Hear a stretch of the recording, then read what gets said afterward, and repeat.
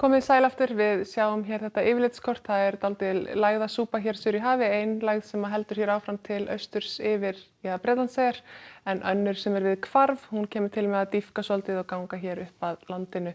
Á morgun hefur áhrif einkum síðdegis á morgun og á fimmtudag. Það heldur hlýnandi á landinu, það var 22 stiga frost við Mývatni í nótt og það ólíklegt að verði svo kalt í nótt en gæti þó alveg verið í 2 stafa tölum.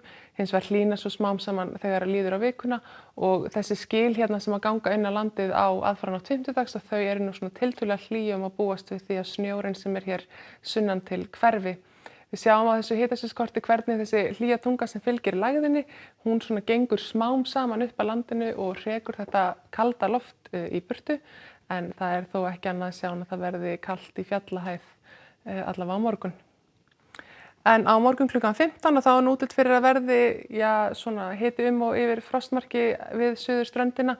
Kannski að verði svolítið svalara til dæmis inn á Kirkjubæjarklaustri, það hangir oft svolítið kuldapollir þar yfir þegar það kalt og nær ekki að blása. En við sjáum síðan að það nú heldur að bæta í austanáttina þegar að þessu kemur. Það bjartviðri á norðan- og austanverðu landinu og örugglega dálítið kalt þar allavega fram eftir degi og líklega fram á kvöld og fram á fimmtudag. Á fimmtudaginn sjáum við að það nú orðið hvassara, það útlit fyrir að verði ansi hvass vindstrengur við suðurströndina, líklega líka hér í Öræfum til dæmis og undir Eyjafjöllum, þetta svona háaustan sem að nær sér oft vel á strik á þeim slóðum. Það ekki búið að gefa út neinar viðvaranir en það betra að fylgjast með. Það má líka búast við því að þarna fylgi þessu rigning, slitta kannski til fjalla en rigning á láglendi. Það bjart og svona nokkuð milt má segja á norðanverðu landinu, allavega frá því sem verið hefur, en líklega heldur hiti þar sig undir frostmarki. Það verður síðan heldur hægara að litast en áttin fer nú svona í norðanátt og má segja að hitanum verði svolítið misskipt á föstudag og líka á laugardag. Norðan svona 8 til 13 metrar á sekúndu og líklega éljagangur einhver með norðurströndinni en bjartviðri hérna syðra og hér verður hitinn yfir frostmarki.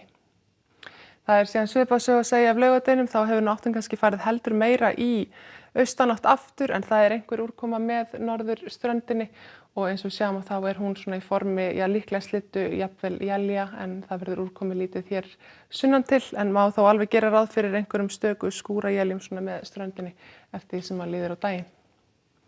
Ef við bregðum okkur aðeins til Skandinavíu þá hefur nú verið mjög hlýtt svona allavega í Evrópu miðað við árstíma og við sjáum að það gengur hér lægðasvæði yfir Bretlandseyjar sem heldur síðan áfram til austurs þegar líða tekur á morgundaginn.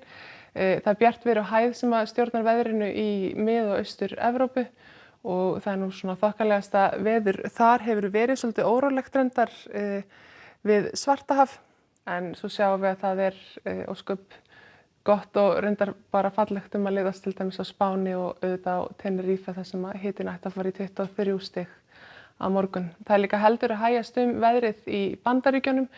Sól og blíða, það mikið hæðasvæði yfir Bandaríkjunum sjálfum en það var gassagangur þar í veðrinu helgina. Hins vegar sjáum við að hér við vesturströnd Bandaríkjanna að þar langþráð úrkomusvæði og fyrir líklega að rigna í Kaliforníu í kvöld og á morgun.